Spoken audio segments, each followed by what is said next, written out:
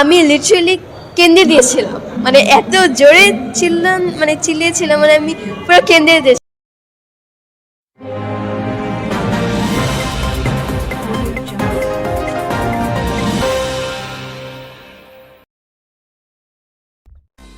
খুব অল্প সময়ের মধ্যেই শিশুশিল্পী সিমরিন লুবাবা দর্শক মনে জায়গা করে নিয়েছেন।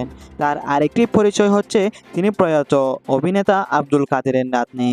সম্প্রতি এই ক্ষুদে শিল্পী ভীষণভাবে ট্রলের শিকার হয়েছেন। এবার আইনগত পদক্ষেপের পাশাপাশি বিনোদন অঙ্গন থেকেও লুবাবাকে সরিয়ে নেওয়ার সিদ্ধান্ত নিয়েছে তার পরিবার। লুবাবা গান, মডেলিং পাশাপাশি অভিনয়েও মনোনিবেশ করেছিলেন, এমনকি সিনেমাতেও অভিনয় করেছেন তিনি। বর্তমানে তার হাতে রয়েছে একাধিক সিনেমার কাজ।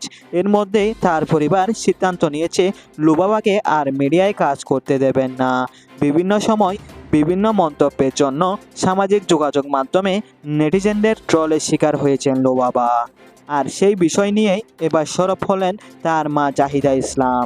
এই বিষয়ে লুবাবার মা জাহিদা ইসলাম জেমি বলেন, লুবাবা বাচ্চা একটি মেয়ে, ওর নামে ফেক আইডি খোলা হচ্ছে। লুবাবা টিকটক ব্যবহার করে না, অথচ ওর নামে টিকটক আইডি খুলে অনেকে আর ফেক আইডি দিয়ে মানুষকে বিভ্রান্ত ও প্রতারণা করা হচ্ছে। তিনি আরও বলেন, মিডিয়ায় প্রচারিত বক্তব্য কেটে কেটে ভাইরাল করা হয়, ট্রল করা হয়। লুবাবা এখন আর মিডিয়ার সামনে আসতে চায় না, বাসায় কান্নাকাটি করে, ওর দাদি কান্নাকাটি করে। এগুলো কি ঠিক?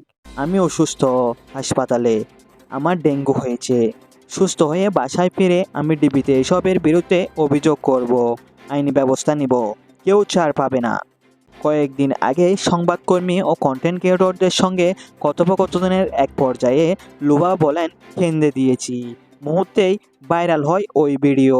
তারপর থেকেই ট্রল করা হচ্ছে তাকে নিয়ে, যা এখনও সামাজিক যোগাযোগ মাধ্যমে চলমান রয়েছে। সুপ্রিয় দর্শক মণ্ডলী, এই ছিল আজকের মতো। প্রতিদিনের নিত্য নতুন খবর পেতে আমাদের চ্যানেলটি সাবস্ক্রাইব করে রাখুন, ভিডিওটিতে লাইক দিন এবং কমেন্ট করুন। সবাই ভালো থাকবেন। আল্লাহ হাফেজ।